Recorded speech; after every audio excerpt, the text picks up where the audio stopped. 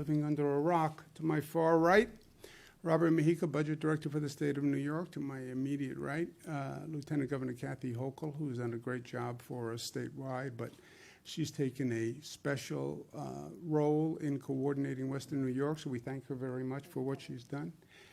To my left, Melissa DeRosa, Secretary to the Governor. To her left, Gareth Rhodes, who has been working with us through this crisis. It's a pleasure to be at Roswell. Dr. Candace Johnson, thank you very much for the hospitality. I was thinking about our trip to Cuba and your great accomplishment. It was fun. It was fun, and it was productive.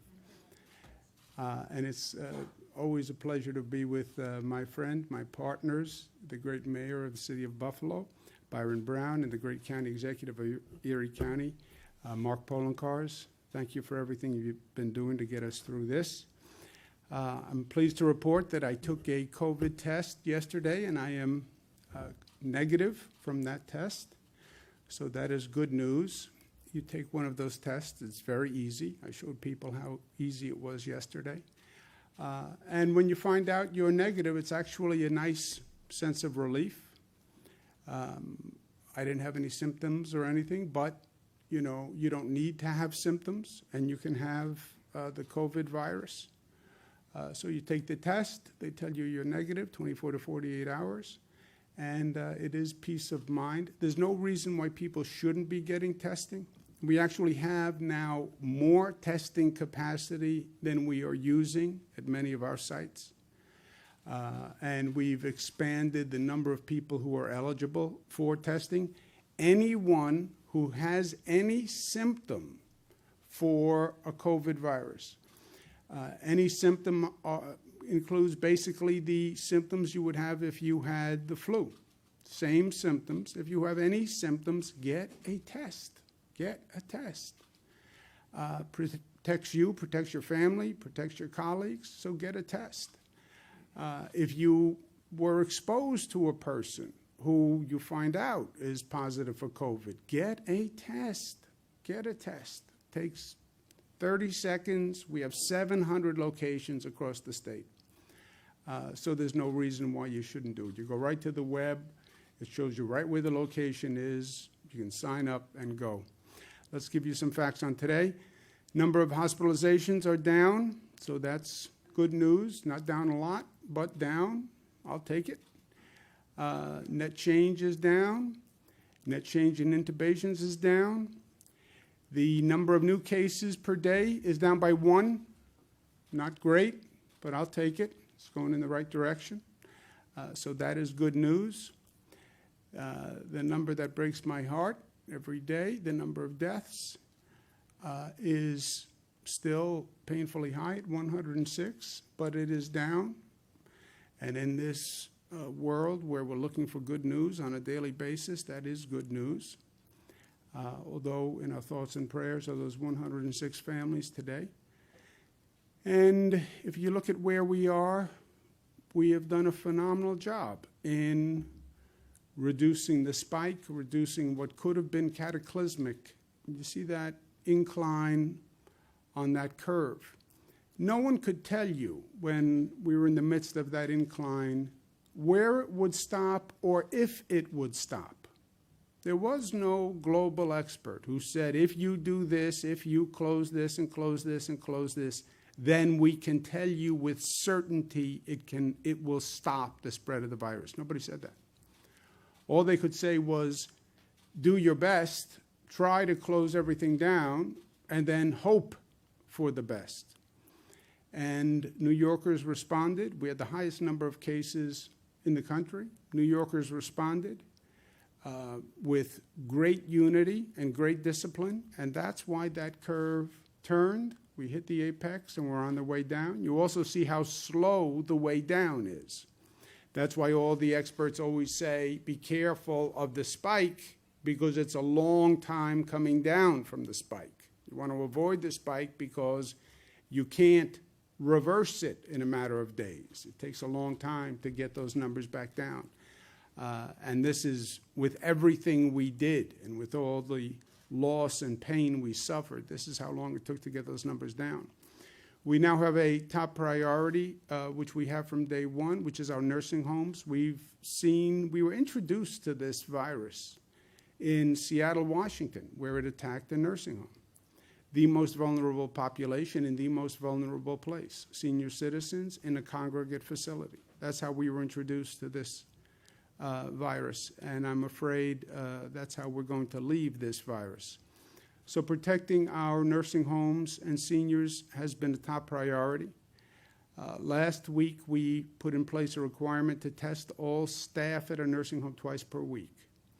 Why? Well, number one, it keeps the staff safe. Number two, if you see an increase in the positive among staff people, it's an alert that you probably have a real problem in that nursing home, because chances are the staff are getting it from the nursing home or giving it to people in the nursing home. So if you watch what happens with the staff, it's a canary in the coal mine for what's happening in the nursing home.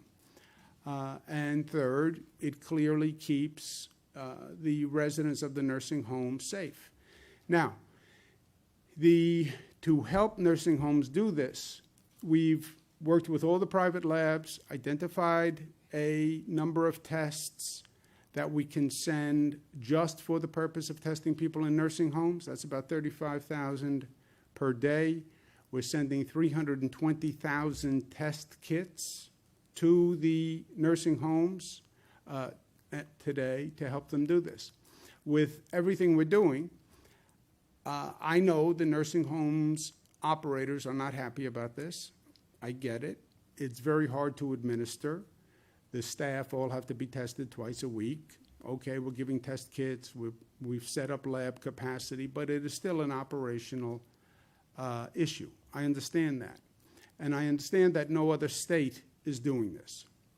And I hear that quite often from the nursing homes. No other state is requiring that the staff be tested twice a week. I understand that. I understand we have the most aggressive standard in the nation. But I also know that it is necessary. And look, from day one, we said this was going to be hard. And we said we drew bad cards in this hand. New York did have the highest number of cases, not because we did anything wrong, but because the virus fooled everyone, and we were closing down China, and the virus had already left China and gone to Europe. And by the time we closed Europe, 3 million Europeans had come from Europe and landed in New York airports.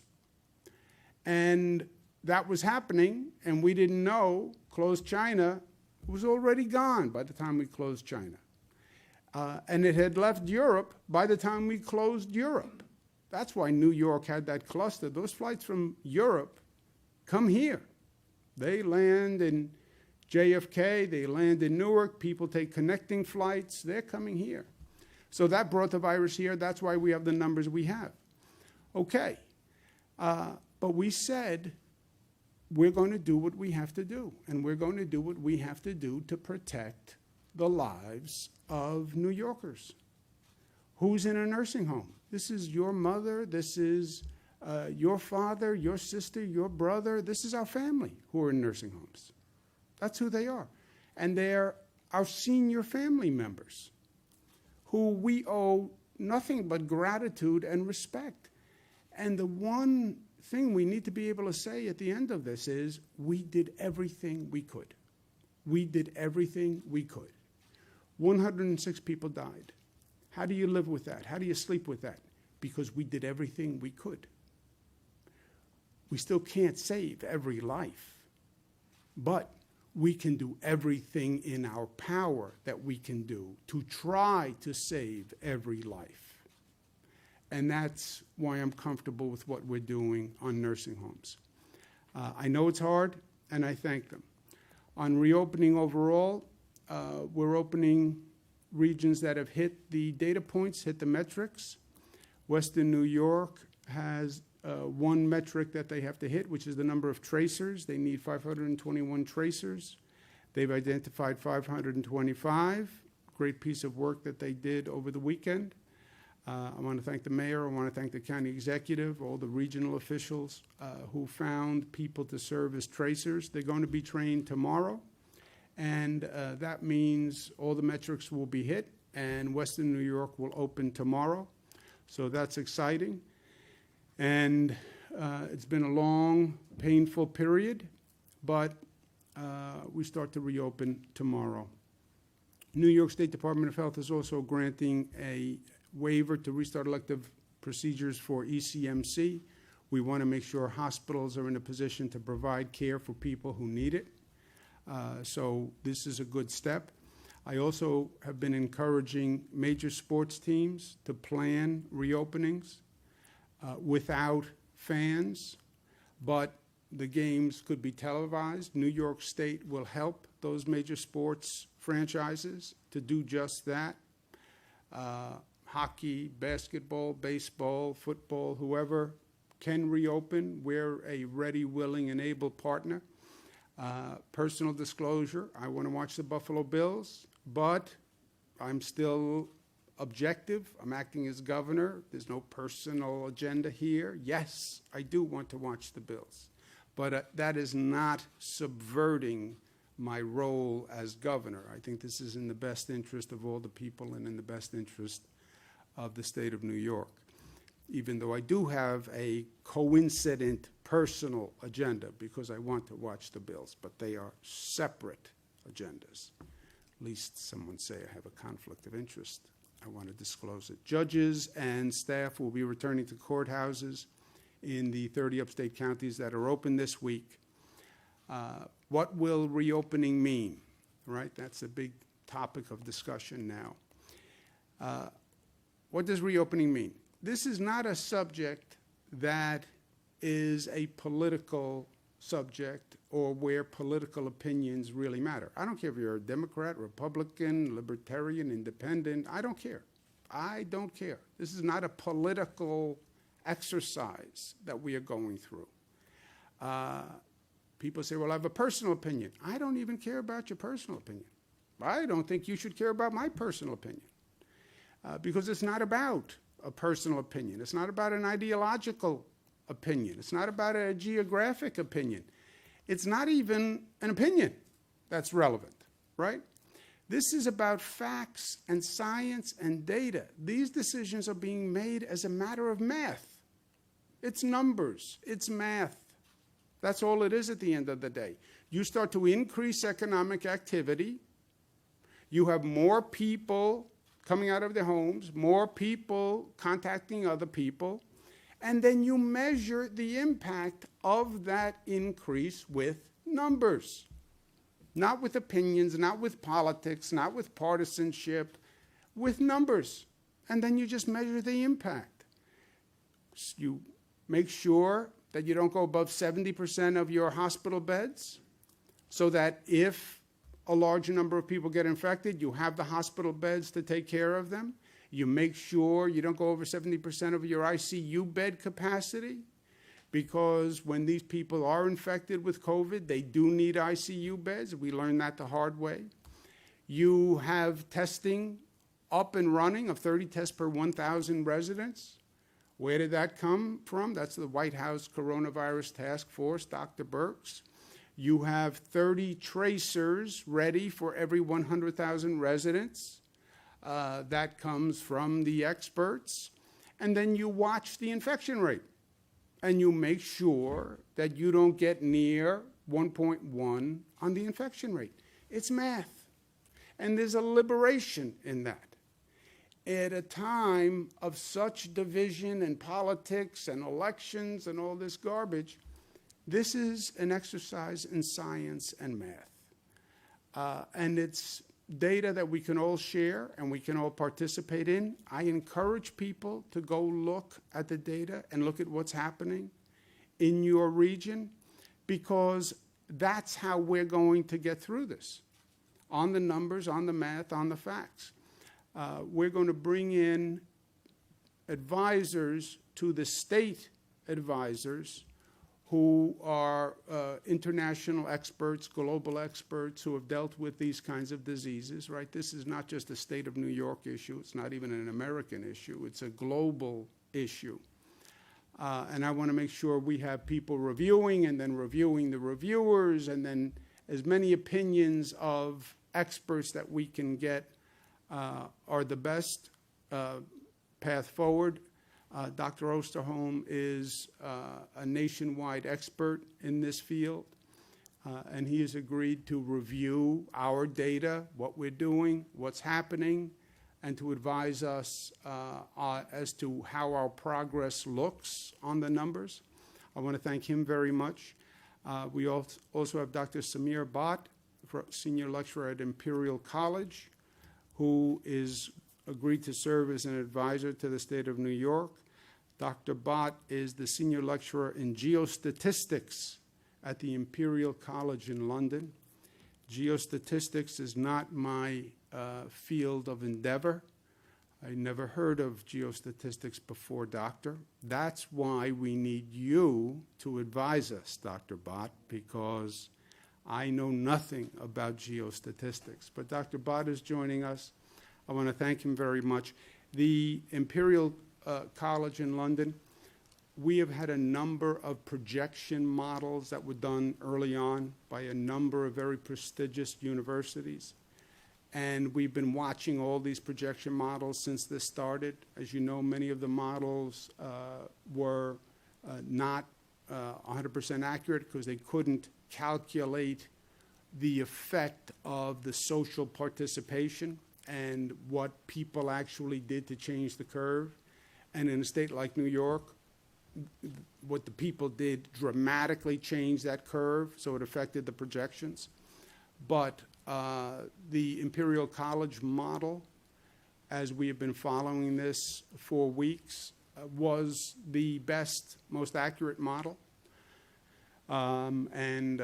Therefore, I think Dr. Bhatt deserves all our thanks because they really helped us all through this to date. And I want to thank him very much for taking the time to advise us, not just on how we constructed our model to date, but what happens going forward as we increase the economic activity and we start to see numbers change. So, Doctor, thank you very much for being with us. And it's a pleasure to welcome you today. Thank you, Governor. A professional honor to work for New York. Yeah. I think your state has already shown what can be achieved when policies are driven by science. And I think the sacrifices people have made and will continue to make deserves an applause. The leadership shown in New York during this crisis should be commended. And I think yours is an approach for others to follow. At Imperial College London, we have a huge COVID-19 response team, collaborating with scientists and government agencies globally. You in New York have successfully contained the virus for now, but New York is not out of the woods yet. No state, no country is. As you reopen, New York must continue to watch the data and follow the science. We are really eager to work with New York, as they're approaching this crisis from a scientific perspective driven by data. New York is leading the way with data collection, and this will help tie together as many sources of evidence as possible to reach a scientific consensus, which can then be used for decision-making. Our team is focused on rigorous modeling to track R, or RT, as you had put it as well, the reproduction number of the virus going forwards. If R goes above 1, this means the virus is no longer contained, and we aim to track the spread of this virus and the disease using the best data possible and as much of it as possible. We are committed to open science so policymakers and citizens understand our conclusions, limitations, and of course the uncertainties. To date, my team at Imperial has released reports for Europe, Brazil, Italy, relying on data from Google, as well as open source statistical tools developed at Columbia University. Thanks to these tools and our research network, the code is available for everyone to see, test, and to improve. As countries around the world and states around the US start reopening their economies, we will see cases rise once again. And so New York must continue to be vigilant and to follow the data. So I think I say, Governor, thank you for this opportunity, and truly thank you for the work you've been doing and you are doing. Thank you. Thank you very much, Dr. Rod. Thank you for being with us. Thank you. I look forward to speaking to you in the days ahead. I want to thank the doctor very much and the whole college. Look, I'm a parochial New Yorker. I was not all that eager to seek the advice of a college in London, but I can tell you this. This is a global pandemic, and what we're now doing, other countries have done before. We tend to think we are always the first. We're not the first. We're not the first to deal with this virus. Other countries have dealt with it. Other countries have gone through reopening. They've learned all sorts of lessons on reopening. I want to make sure that what we're doing is the best informed approach. So I want to thank the doctor very much, and they'll be looking exactly at what happens at our data, our metrics going forward. And then the last point is, what's the impact of the reopening? We don't know yet what the road ahead looks like. It is a function of what we do. So you tell me, how responsible are the employers in following the guidelines that have been put forth, right? We talk about reopening and contracting and agriculture and fishing and manufacturing, and there are safety guidelines that those employers must follow. How scrupulous they are in following those guidelines will matter. You tell me if the store owners follow the guidelines, and I'll tell you what happens. You tell me if the employees are following the guidelines and wearing the PPE and using the hand sanitizer, and I'll tell you what happens. You tell me how individuals react now that the weather is getting warmer. Are they wearing masks? Are they acting socially responsibly? Are they staying within social distancing requirements? And I'll tell you what's going to happen. You tell me how effectively a local government enforces the guidelines, and I'll tell you what is going to happen. So none of this is predetermined. This is all a function of what we do today going forward. And the smarter, the more disciplined we are, the lower that infection rate will climb. The lower the infection rate climbs, the more you increase the economic activity. It is a formula. It is math. And that is at both at the same time. It's liberating because it takes the politics out of it, it takes a personal opinion out of it. But it's also something you can measure and track, and you will know exactly what's going to happen because it's a function of what we're doing. It's up to us. It's up to you. It's the collective. We're going to decide the future that starts today. We should also set our goal high, right? We're coming back. We're coming back from the closing. All right, so what is our goal? I say it should not just be about we're going to reopen. Reopen suggests you're going to go back to where you were before the closure. We're going to go back to the day before the closure. No. Life is never about going backwards. Life is never about I want to get back to where I was. It has to be about building back better than before. We want to go forward. We want to advance. And that's what we have to think about going through this. Yeah, we took a hard blow, and we got knocked down. No fault of our own. Whoever created that virus, Mother Nature, God, whoever. No fault of our own. Welcome to life. Things happen outside of your control that you couldn't do anything about, but it just happens. And then the question becomes, are you strong enough to get back up once life knocks you down? And are you smart enough to learn from what you went through in life? And when you get back up, you will be the better for it. I believe that. That's my story. That's our story. That's the story of Buffalo, getting knocked down, changing the economy. All right, but we're going to get back up because we're strong enough, and we're going to learn from it because we're smart enough. That's the story of Buffalo. That's the story of New York. That is the American story. right? It's what made this country the best country on the globe. Not that we didn't get knocked down. We got knocked down plenty. But we were smart enough to learn and strong enough to get back up. And that's where we have to set our sights. Not about reopening. We're going to make this place better than ever before. Because what we went through is a transformative experience in life, on an individual level and on a social level. We're not going to be the people we were the day before. We're going to be better.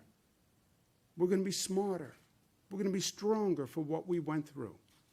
We're going to be a stronger society for what we went through. I believe that.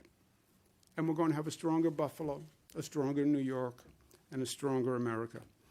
And that's what it means to be New York tough, smart, united, disciplined, and loving. Thank you. Questions? Governor, it appears, if I understand the numbers right, that the state reset some of the metrics to make Western New York eligible to reopen. That's the way it looks, at least. Can you explain that or clarify that, specifically hospitalizations and hospital deaths? The hospitalizations and hospital deaths are on a 3-day rolling average. So you have to compute it from a 3-day average. And that's what we've been doing. And then you pick a date, and it's 3 days from there. I don't know anything beyond that. No, that's correct. It was the net change in the daily spike in cases couldn't exceed 15 hospitalizations or 5 deaths over a 3-day rolling average, or the 14-day straight decline. It was always either or. So in this instance for Western New York, it's on that rolling average, and the rolling average of the last 3 days. The hospitalization is actually -6 on the 3-day rolling average, and the deaths is 2. So it falls under. Sorry, Melissa, the website though notes it's the maximum of that 3-day rolling average, which It's would be over. It's 28. over the course of the 3-day rolling average, and it's the last 3 days.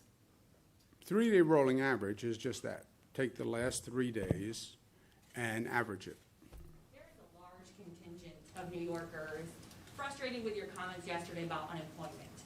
You said yesterday that the majority of the backlog had been cleared. Thousands of New Yorkers say they filed in March, they haven't heard, they have recertified every week, they have no money, and they can't get through the state still.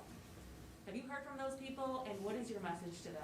Commissioner Reardon's going to be doing a call today to speak to that directly, but as of this morning, we've now given out $9.2 billion to 2 million New Yorkers. That's not to say that everybody has been paid. As I said, there's 3 major categories that are left outstanding for anyone beyond the 3-week backlog, and that is either hasn't certified partial information. A lot of those people fit into the partial information category where either a social security number is wrong or one of the pieces of information that the Fed's mandate has not been turned in or has not been verified, or suspected fraud. And we actually have Department of Labor specialists that are actively not just waiting for people to fix those issues, but reaching out to those people directly to try to rectify them. That doesn't mean every single person has been cleared from the backlog. It's the majority of the people have been cleared from the backlog, and the fact that now 2 million New Yorkers have been paid, and it aligns with the number of New Yorkers who have filed.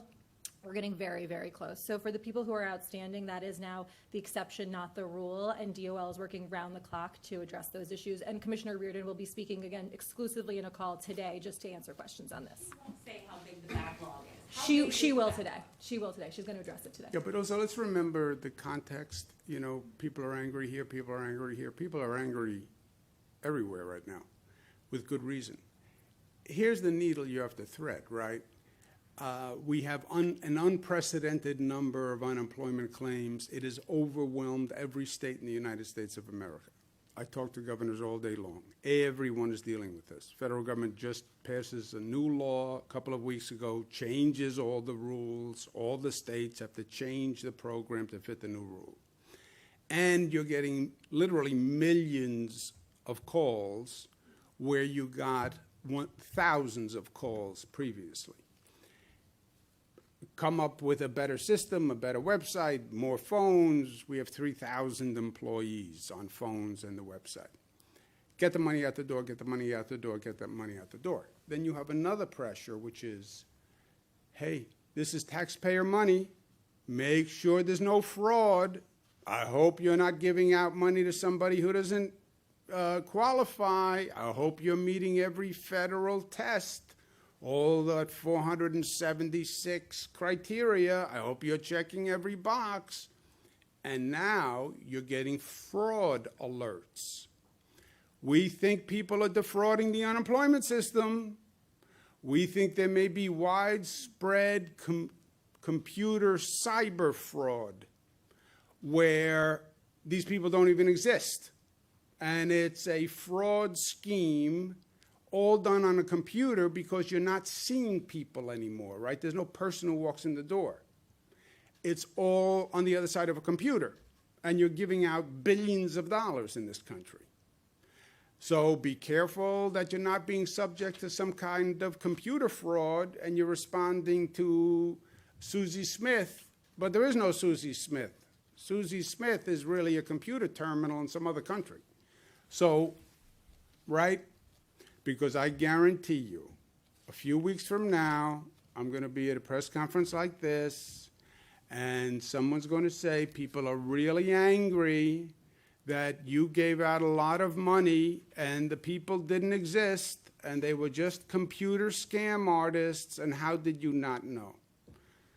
So, Governor, a local law firm has filed a suit in federal court against you and against the Attorney General in its claim. The order is to force people to work off-site. They call it an abuse of power. Have you had a chance to review this lawsuit? And we're eager for your opinion if you have. I have not seen the lawsuit or heard about it. The theory is it's wrong to ask people to work off-site? They complain that by forcing some of their employees to go home to work off-site, they're calling it an abuse of power by the state. Yeah, I don't know, yeah. Look, a lot of people say a lot of things, right? That falls in that category of a lot of people say a lot of things. Governor, today's Victoria Day, which normally in Niagara Falls, all the hotels would be full, the Miss boats would be jam-packed, and I think the Lieutenant Governor last week heard her earful from the tourism folks. In the later phases, what game plan do you have to try to get tourists back to New York State? Well, tourism is not going to be just a New York State question. It's a national question. It's an international question. When will people get back on planes, right? When does the economy bounce back that people have money to spend on tourism? The jam-packed boats, that's going to be a question of when can you do jam-packed? When can you do a jam-packed stadium, a jam-packed restaurant, a jam-packed bar, jam-packed boat? You know, they're all going to be in that jam-packed question. On that note, when you say you're encouraging professional sports teams to reopen without fans, is that just for the foreseeable future? Do you foresee that for the end of the NFL season? And, Well, I think how much should state and local officials be part of those conversations about what these professional sports teams should do? Well, first, my opinion is they have to do a ramp up anyway, right? They have to start. They have to have a camp. They have to go through administrative procedures. If they can economically have games with no fans and the numbers work for them, the economics work because the TV revenue is enough without the fan revenue, and that's actually a sport-by-sport determination. Some sports actually rely more on the TV income, televised income, than the stadium arena income. But if they can make the numbers work, I say great. Come back. The state will work with you because remember, government rules right now could stop a team coming back, right? What's essential, what's not essential. So I'm saying the state will work with them to come back. They have to make their own economic decision whether that economic model works for them. Can you do hockey without fans? Can you do baseball without fans? Can you do football without fans? They have to make that decision. But any way we can help, we would help. And then they'll be up and running. And then when we can fill a stadium again, we can fill a stadium. But why wait until you can fill a stadium before you start to bring the team back? And if you can televise it in the meantime, great. I mean, it's not as good as going to a game or, going to a bar and watching the game. But people who are at home, if you had the chance to watch sports, I'm watching the reruns right now of the old classic games, and that's fun. But I'd rather watch current sports on TV if it works. Governor, what about houses of worship, libraries, things Same like that? thing. What's the schedule for them? There's a lot of clamoring about, Yeah. especially worship. Yeah, it's the same thing. It's all, jammed boats, jammed temple, jammed churches, anywhere where you have the concentration and the density, the gatherings, that is the issue. The gathering is the issue. Remember what we learned, right? We've made mistakes, so let's not make the same mistakes twice. We had the first hotspot in the United States. The first, they called it a hotspot, before it was even called a hotspot. The first super spreader, before they even called them super spreaders, was New Rochelle, Westchester. How New Rochelle, Westchester? One person who went to a religious gathering and then a ceremony infected dozens and dozens. When they talk about the meat processing plants in the Midwest and the outbreaks in the meat processing plants, it has nothing to do with the meat. It's the fact that you had 1,000 employees, 500 employees. We have a situation in Madison County. You have a couple of hundred people, and you have one person who's infected, you have a problem. So they all come in that same category. Nobody can tell you when you'll be ready for that, but the answer is follow. The answer is everybody will know, because if you follow the numbers and you follow the math, you will watch that infection rate and you will see the trajectory of progress. It's that simple. Do they fall into in terms of those 4 phases for reopening? And do they fall into 1, 2, 3, or 4? Oh, that's on the website. Does anyone know what? It wasn't. I don't think Oh, the houses of no. worship isn't on there. Robert? Houses of worship, as if you were just to open them up regularly with new guidelines, would fall in the last stage, because as the governor said, that's a mass gathering. The same thing with a stadium, the same thing with any situation where you have a lot of people together, right? The question is whether or not you could do something less than that. But that's still an open question, is whether or not you can. It hasn't been determined whether they could be a small group, like 10, 15, 20 people. Right, not yet. I spoke to a nursing home administrator Friday who said they had no idea the state was sending them testing kits, and they were being told they had to pay for them themselves, went out, procured some on their own. What's the line of communication between the state and nursing homes in terms of how we're going to get these kits to you and how many you're going to get? Well, we're on daily communication. This scale of testing is new for everyone. Everyone is trying to figure out how to get tests, how to buy tests, how to get the testing kits, how to get the testing machines. Hospitals are doing that, labs are doing that, nursing homes are doing that, employers are doing that. So that is nothing new. We just worked very hard over the weekend, secured testing capacity from the labs, private labs, that will be set aside for nursing homes, and testing kits that we can procure and send to nursing homes to help them. Also remember, nursing home staff is a person. You could be a nursing home staff. Okay, go to a drive-in. Go to the CVS. Go to Rite Aid. There's a lot of places that you can now get a test. And we have many places that are underutilized, right? We have some drive-ins that can do 15,000 tests a day. They're only doing 5,000 tests a day. I mean, we work day and night to get this testing capacity up. We're not even using it right now. So you can say, if you're a nursing home, look, it's a operational pain. People don't want to get tested twice a day. I understand that. But we know that there's the ability, 700 testing sites around the state. You can go right now, and you could get a test right now. Just go through a drive-in on the way home. I stood up yesterday, had it done, showed people how easy it was. You know, I understand they don't want to do it, but these are senior citizens, and I want to be able to say on behalf of the state, we did everything we could. And testing twice a week of a staff member, I don't think is excessive. Well, why don't we do once a week? You do once a week, you take a test on Mondays. You got infected on Tuesday. So Tuesday, Wednesday, Thursday, Friday, Saturday, Sunday, you spread that virus in a nursing home. And then you found out a week later when you tested positive. You know how many people you could have hurt by then?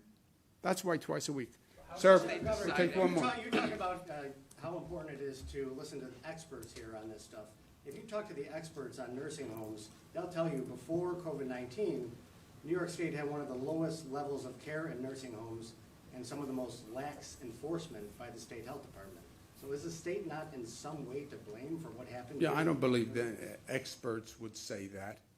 You know, we have over 600 nursing homes.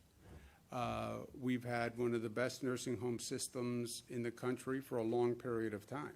You know, you can always have people who say, well, you should do more. That always happens.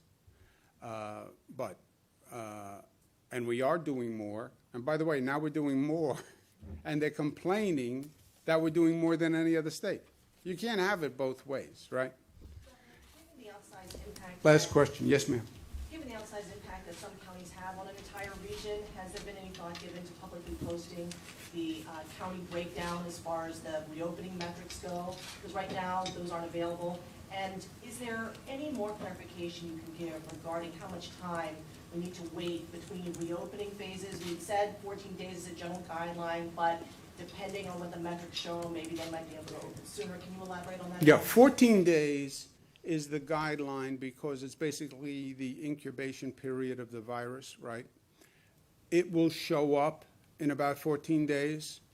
If a lot of people get infected today, there's then an incubation period, then there's symptoms or not.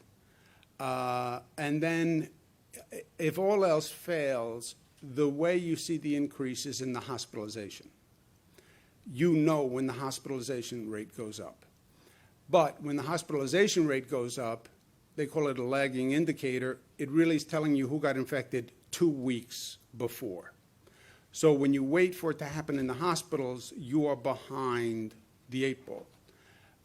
But you will see the infection rate every day.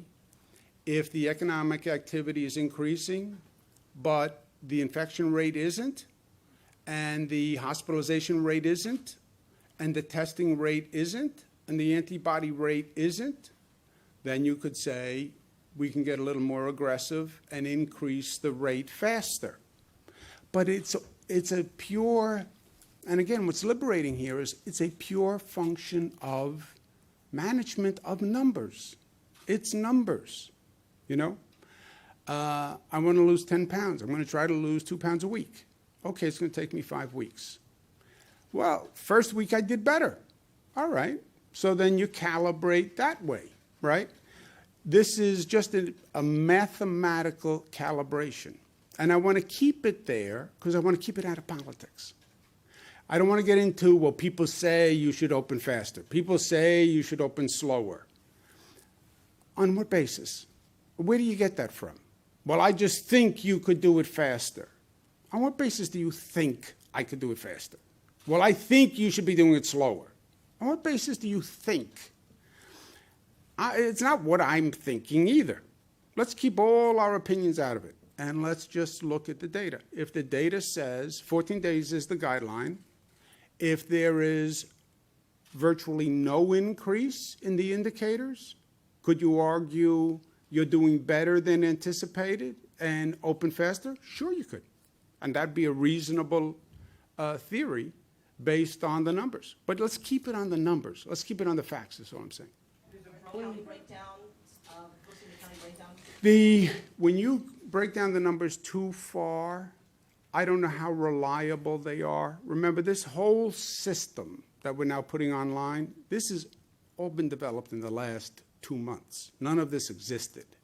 All this daily reporting by hospitals, reporting by nursing homes, reporting by testing sites.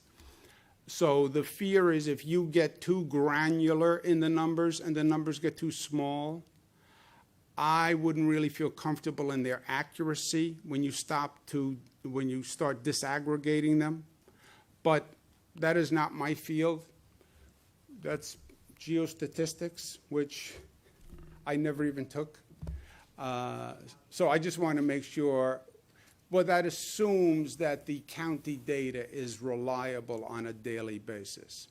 And as someone who knows what many of these counties are doing and how they're struggling, I wouldn't put it up and say it is reliable and I would count on any given day. That's why I say on all these numbers from day one, don't take any of these day-to-day numbers as gospel, because this is just a reporting system that is still being developed. So take them all with a grain of salt. Less really watch, once things reopen, you talk about the individual responsibility, the store shop owner, the bigger businesses. Is someone going to come in and be that kind of watchdog to see that some of these precautions are being taken? Because I think there's kind of a level of different precautions that some people think are they're supposed to take and others aren't taking. And who's going to police whether face masks are being worn in hair salons? Who's going to watch out for that? Well, first, the guidelines are the guidelines. The rules are very specific. They're online. It says exactly what an employer needs to do, an employee needs to do, what curbside pickup is, that an individual should social distance less than 6 feet, an individual should wear a mask when they're not in a position to socially distance or may not socially distance. So the rules are clear, I think. Enforcement compliance is done by the local governments. And we have talked about that a number of times. You have public health people who will be doing the enforcement. Some localities use police to do the enforcement. That's up to the local governments. And also, I believe New Yorkers should enforce it. You know, New Yorkers should enforce it, because this is all about us. This is not really a government function. This is about people working together to achieve a greater goal. You know, I wear a mask to protect you. You wear a mask to protect me. It's my respect for you. It's your respect for me. How these rules are complied with, if they're not complied with, more people will get infected, the infection rate will go up, and then you'll see a necessary reduction in activity, which hurts everyone. So that's how we do it. Yeah, really last question. This is Metric's question from earlier, because why I think it's important, based on what I understand, is that the state moved the date for that spikes from basically the beginning of the outbreak to May 15th. Based on what I've been reading, that changes the date that Western New York would have qualified by at least 10 days, that we were still at least 10 days off. So can you give a little clarification as to what exactly did move and how much that changed when this region qualified for phase one? Yeah, I don't know anything more than I told you. A 3-day rolling average is a 3-day rolling average going back 3 days from today, right? That's a 3-day rolling average. Yep. And we have numbers for what that 3-day rolling average must be. So today's Monday, Sunday, Saturday, Friday, that's the 3-day rolling average. It's based on the last 3 days, and what we've been very clear on was that once we hit May 15th, as soon as a region met the benchmarks, they could enter phase one. So the time reset on May 15th, which was the end of the pause. The last 3 days, Western New York met the benchmarks. The numbers that I gave you, the -6 on the hospitalizations and the 2 on the deaths for the 3-day rolling average, which allowed them to enter phase one. The New York Forward book note says that number can never exceed 15 or 5 respectively. So I think that's where the confusion is. I don't know, you're above my pay grade. It's on the net change in daily spike. It's not exceeding at all, like not from a baseline of 0. It's the -6 in hospitalizations and the 2 in deaths. How did we get so many contact tracers? Yesterday, the governor said we were 352 short. Great work of our county executives. They County- identified the bodies within the counties County executive, city, you came up with contact tracers, scrambled. Every region has a number of employees who they're going to make available as contact tracers. Any other area, LG? There are individuals from the various counties participating, people who work in county public health departments, county social services. Even in Niagara County, we have 50 sheriffs that have been identified. So we've really enlisted the public servants from the 5-county region. They have stepped up. They've been participating from the very beginning. They take a 4-hour training course, and they'll be ready to launch tonight. You too can be a tracer. Constitutionality. It's a great second job. Constitutionality Thank you, question. guys. Mark, thank you Governor. very much. Thank you, thank you. Governor, on Thank you. constitutionality, do you think that, are you concerned about whether there could be lawsuits or anything against